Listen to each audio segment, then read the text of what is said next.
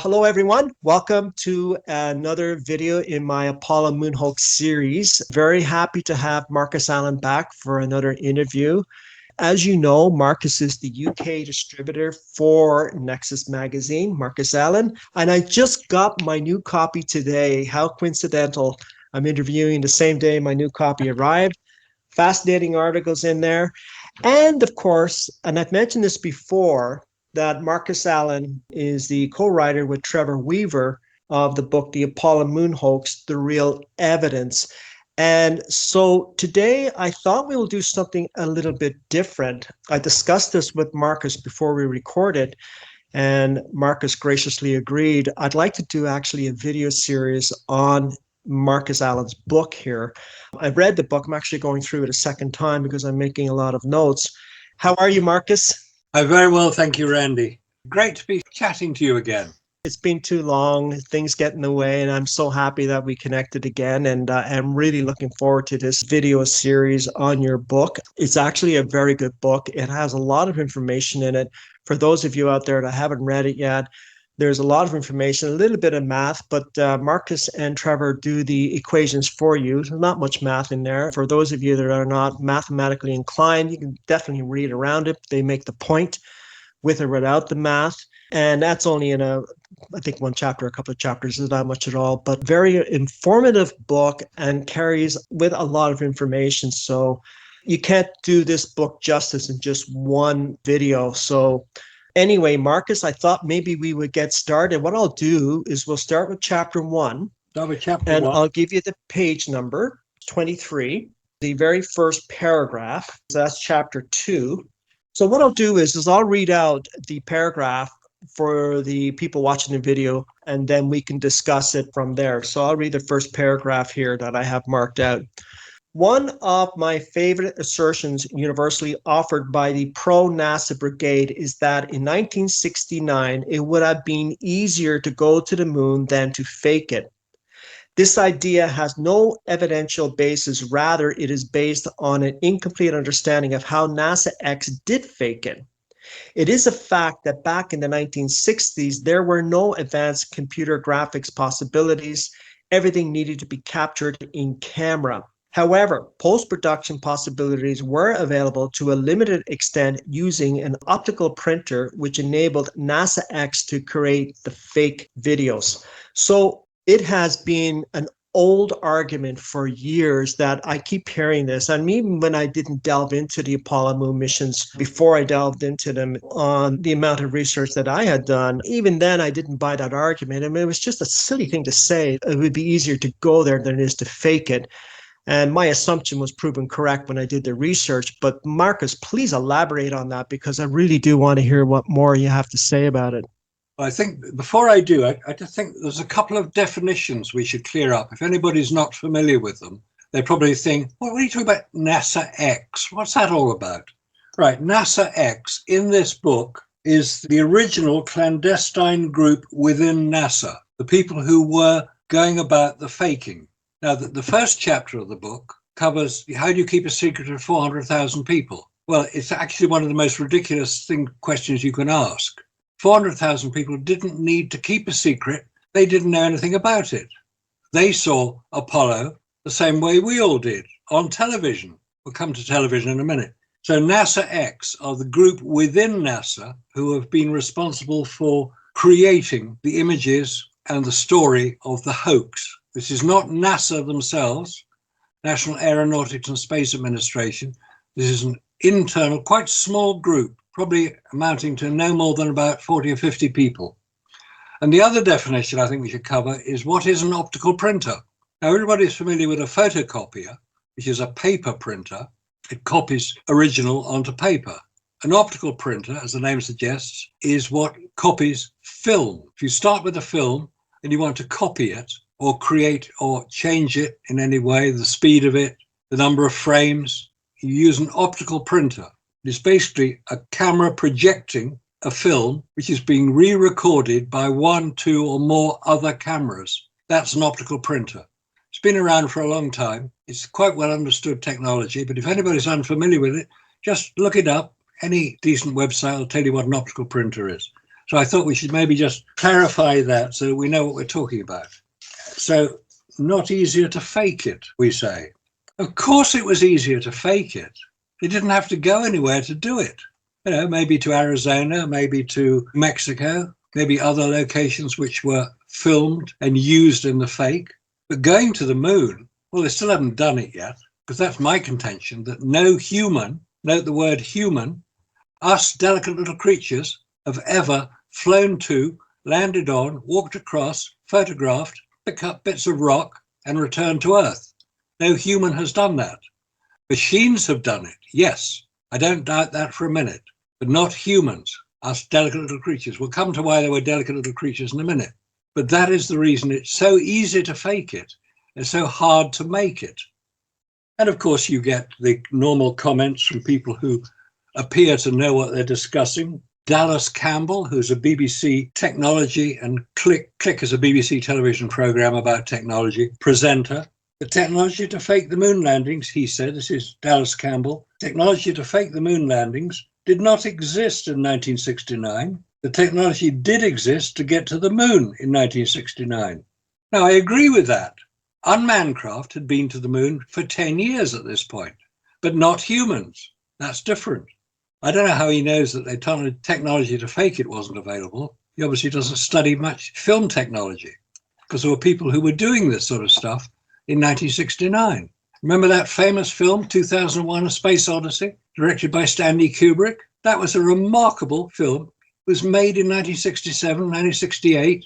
Stanley Kubrick was working on it in 1969. He was promoting it. And Stanley Kubrick always worked in the UK. He didn't like flying, so he didn't go anywhere. He had his own manor house near to his film studios, north of London. 2001: A Space Odyssey was filmed in London, including the Dawn of Man opening sequence with the apes. They were men in ape suits, very well trained, very good, very persuasive, and probably the most famous jump cut in film history. The ape throws the bone into the air and it comes down as a spaceship. Incredible. It wasn't Stanley Kubrick who was directing this faking. But if there's a connection with Stanley Kubrick, I claim or suggest that the person who assisted NASA, because he'd already worked for NASA, in creating the effects was Stanley Kubrick's special effects director, Douglas Trumbull, who's recently passed on. He was acknowledged as being probably one of the very best special effects creators in Hollywood, which is where he worked. And he worked with models. He worked with periscope cameras, a sort of camera you use on a model, which when the film is then projected, it looks life-size. He did everything in camera. There were no CGI back in 1969. It was all done using film cameras. That's the key point. So not easy to fake it. I think it was much easier to fake it. Going to the moon, that's hard. Couple of follow-up questions, if you don't mind. Marcus, when we're talking about the technology in terms of the photographs and the film back in the 1960s, I'm beginning to find out some things too, and I wonder if you will agree with me on this. You know, it's very interesting that you mentioned 2001: A Space Odyssey. I'm beginning to believe that if you go back to 1962, Stanley Kubrick's movie, Dr. Strangelove, and in that scene, some really good scenes, even by today's standards, involving the B-52. So before that movie was made, Stanley Kubrick had asked permission from the US Air Force to photograph and inspect and photograph a B-52 for his film, and he was turned down.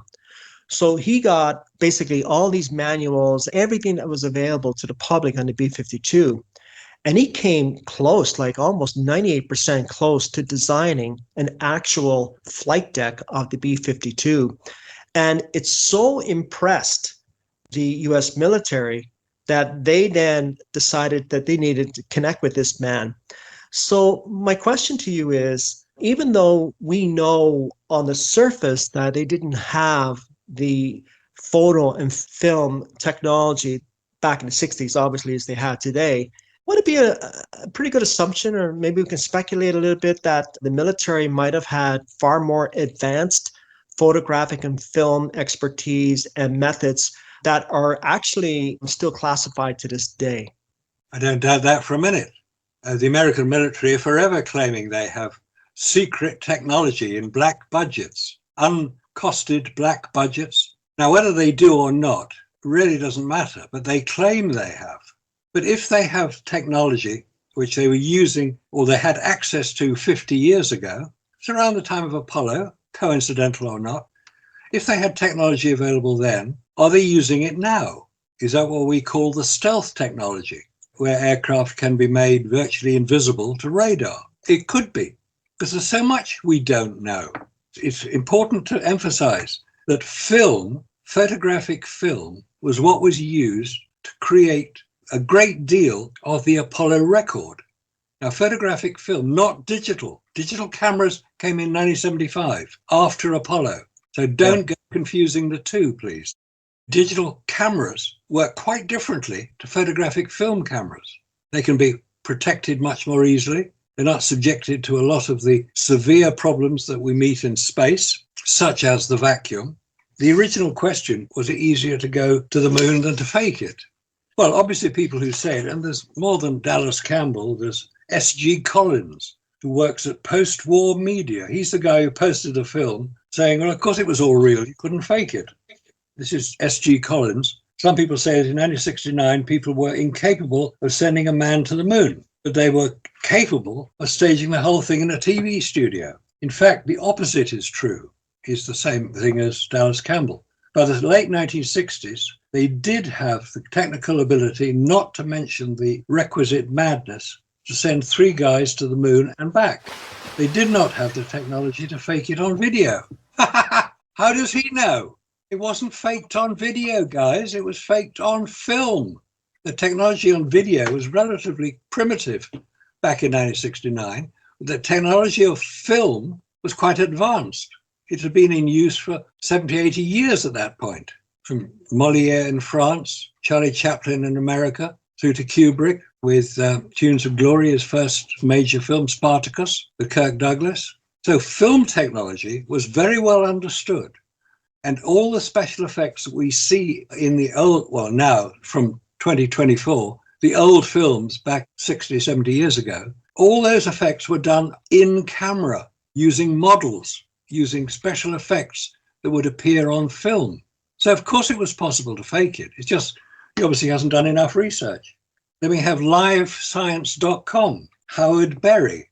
I can say with certainty that the footage would have been impossible to fake. How does he know? No evidence provided. That's an assertion. Anybody can assert things. Dr. David Wright, the astronomer at Griffith Observatory. I think going to the moon was easier to do in 1969 than it would have been to hoax it. What does he know? He's an astronomer. He's not a rocket scientist.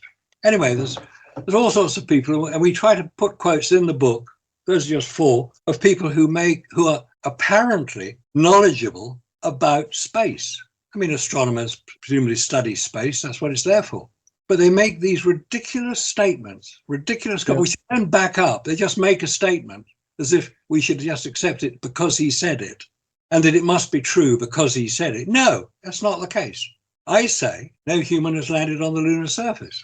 Is it because I say it? You should believe it? No, you should investigate it, as I have done for 30 years. So let's get over this idea that it's easier to go there than to fake it. It's not. And I think, too, that I always listen when somebody's saying that, it doesn't matter who they are, a physicist, any type of scientist, when they're saying that, I always listen to what they say carefully. Like they usually, and some very choice words. For example, I think it's easier to go to the moon than it is to fake it. Or, yes, we have the technology to go to the moon, but they don't clarify whether they mean manned missions or unmanned missions. Now, it's a nuance that I'm getting into here, but the point being is that I often think that they cover their bases. Like when I'm talking about my own work, I will say sometimes I'm speculating. I don't have a smoking gun per se, but what I am doing is I'm presenting what I believe is evidence or circumstantial evidence to put forward for the reader to say, yeah, hey, something's not right here. I'm going to look into this for myself. That's kind of where I'm at. But my own conclusion is that they fake the missions. But the reader out there has to come to that conclusion themselves. And they have to, which means you've got to walk through a lot of research. It's just not something you're going to be able to decide overnight. So you got another thing here, question that I did bring up across my mind here. You mentioned delicate creatures. Could you follow up on that? Okay. is basically the problems that humans, not unmanned craft, humans face traveling in space. We have to make sure the difference between an unmanned craft, i.e. a robot, and a craft carrying humans, us delicate little creatures, there is a vast difference between them. Yeah. Unmanned craft can be protected against the problems in space. The major problems in space are three. The heat generated by the sun. Oh, I hear you say, there's nothing in space. No, that's quite true. There's nothing in space until you put an object in space, which will then have a temperature. Earth has a temperature. It's about 15 degrees centigrade, the average temperature on Earth. The moon will have a temperature. It varies considerably. Jupiter, Mars, Uranus, Saturn, all the other planets, they all have temperatures, but space does not. So when you put a spacecraft with humans inside in space, it will have a temperature. It can't help it. That's the way it works. That's physics. There's no dispute about it. The spacecraft will have a temperature. So what is that temperature? And the answer, using the black body radiation calculation, which involves the Stefan Boltzmann constant, will give you the answer. 246 degrees Fahrenheit, or about 120 degrees centigrade, i.e. hot enough to cook your chicken at. So how do they keep cool? You cannot air condition anything in space. There's nowhere to dump the heat. Yeah. Space is the best insulator around. A vacuum is a brilliant insulator. That's why we have thermos flasks. They're vacuum sealed containers. So if you've got a vacuum in space, you can't dump the heat from inside the spacecraft. It has to be radiated away. That's the only way you can reduce heat in space. That's what happens on Earth. The heat is radiated back into space. But the constant temperature that we maintain here on Earth can be calculated quite easily. And it has been. Same way that internal temperature of a spacecraft containing humans can be calculated. And 245 degrees Fahrenheit is too hot for humans. So the only way they could remove the heat from inside the spacecraft is to radiate it away from the spacecraft by using water, which they had to carry with them, which when put out into space outside, away from the sunlight, will freeze, and it will then remove heat. Now, the International Space Station, I hear you say, orbits the Earth, about 200 miles up. It spends half its time in the Earth's shadow, very cold. The other half of the time in the sun, very hot. So how do we know there's a problem, even with the International Space Station? When the first space shuttles were launched in 1981, Columbia was the first one launched. Astronauts carried in the space shuttle were going up to repair satellites and generally work outside, build the International Space Station, all the other things they were doing. And every time they went out in the first cruise, they complained that their hands got so cold they couldn't use them when they went into the Earth's shadow. They spend half the orbit in the Earth's shadow. They go into the Earth's shadow, hands get cold, can't work, so the astronauts complain. Can we have electrically heated gloves, please, NASA? NASA said, don't be so stupid. Of course you can't. It's not that cold up there. Here's a thermometer to give us some readings. So next shuttle went up, had a thermometer, took the readings. Long story short, when they go from sunlight into darkness and shadow, the temperature drops by well over 100 degrees centigrade within a few minutes. Similar, come out of shadow into sunlight, temperature rises by over 100 degrees centigrade in a few minutes. They got their gloves heated. Heat in space generated by the sun is a major problem.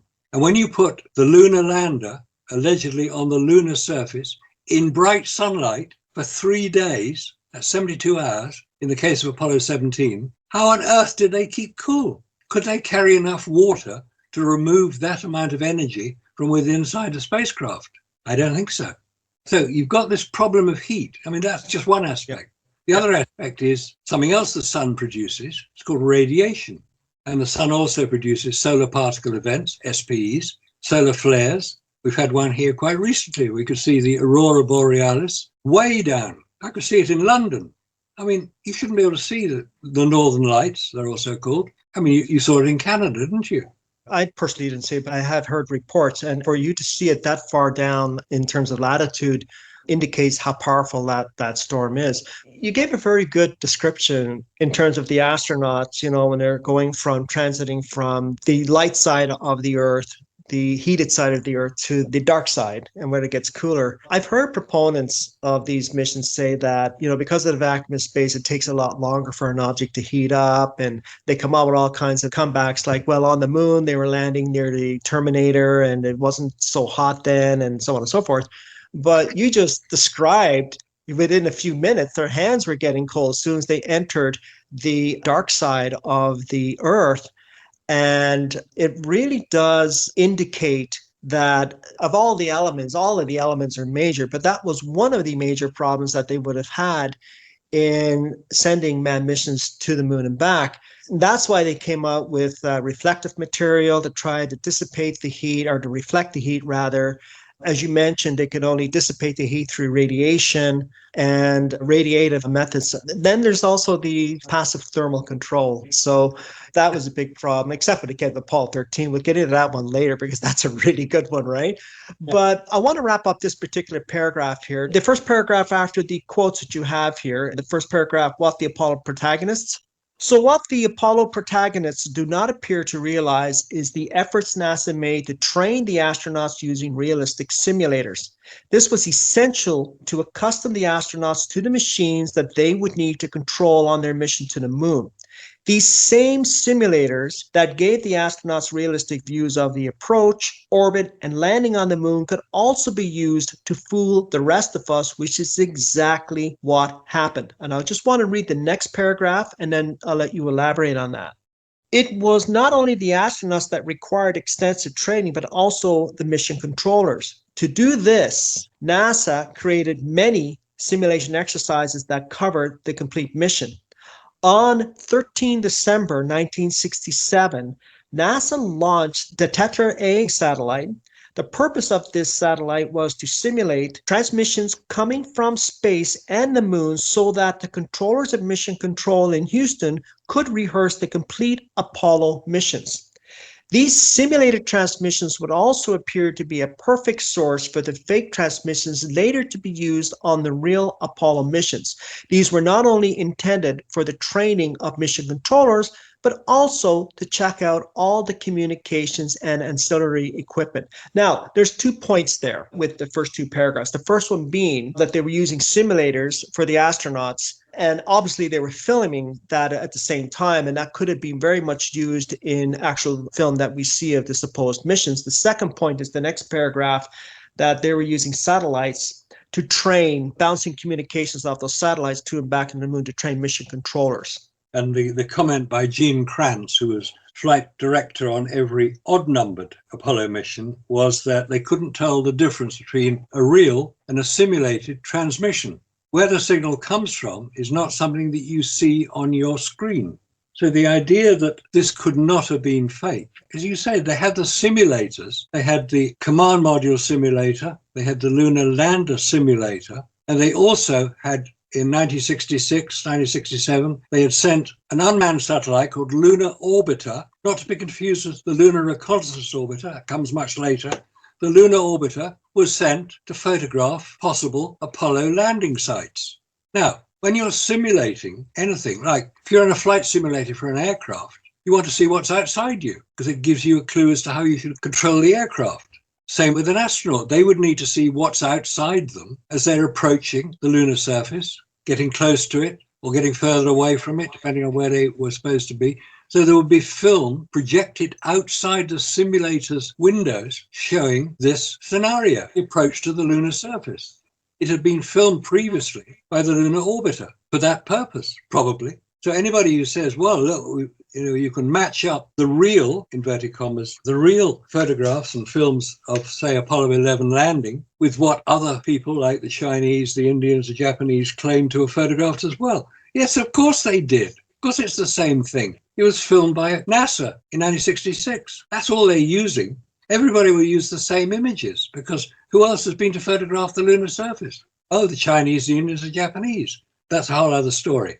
We'll maybe come to that this time at some point. But the idea of faking it becomes very plausible. And there's a phrase that a friend of mine who knows of my interest in these subjects used to describe it. He says it's the emergent algorithm. Now, we've talked about Apollo hoaxing for many years. I've been researching it 30 years. I've gathered information. gathered snippets here, snippets there. I've listened to people talk. I've watched films. I've read books. I've looked at magazines. That's called research, in case anybody wonders. Oh, it is to me. 30 years of it, it starts to mount up. And there's a tipping point where instead of possibly they did land, but there's all this sort of but ifs. It could have been faked. Maybe not all of it was faked. There's all that going on.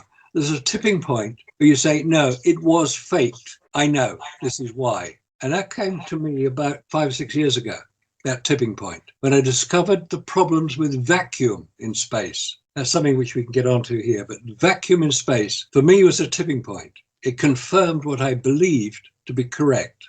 Please elaborate. All right. Basically, space is empty. There's nothing there. That's called a vacuum. It's got no heat. It's got no temperature till you put an object there.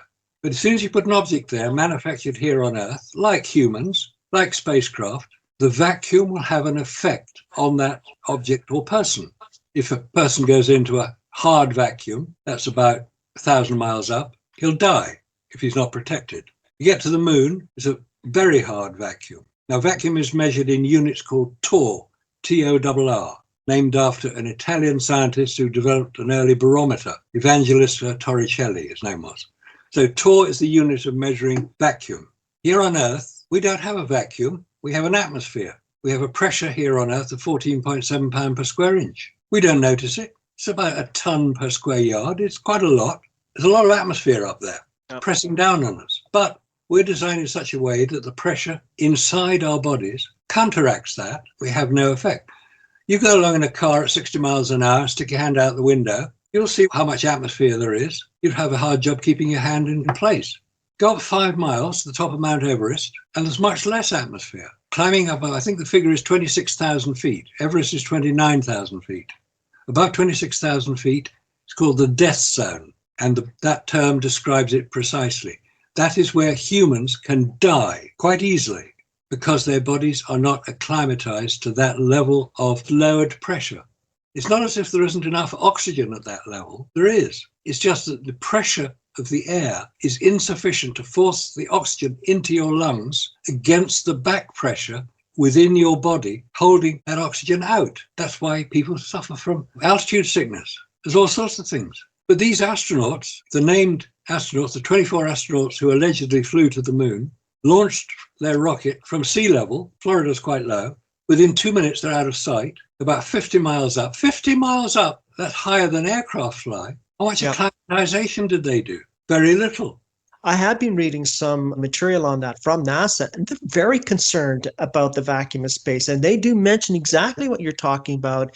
The higher you go, the more powerful the vacuum is. And it is a problem. It's a problem not only for film, which you and Robert and Scott have done some very good work on, demonstrating the effects of the vacuum of space on film, which they would have been using back in the 1960s. But it also has an effect, if they're not careful, has an effect on spacecraft surfaces as well. So it is something they're constantly concerned about. Now they come up with, technology and metals, and, they design metals that to try to mitigate that, but it's still a problem, right? It's still a problem. And when I think about it, and this just popped into my mind before we get to Apollo 13, because I do want to get into that. It's a good one. I was thinking of, when you mentioned that, I was thinking of the lunar module, and the walls of the lunar module, even by NASA's own description, specifically the walls around where the crew compartment was, had the thickness of 3 inches of kitchen foil. I wonder how outgassing in the vacuum of space had affected that. Exactly. There's 3 layers of kitchen foil, not 3 inches. 3 inches. Yeah, no, sorry, 3 layers. I didn't mean 3 inches. You're right, Marcus. 3 layers of kitchen foil.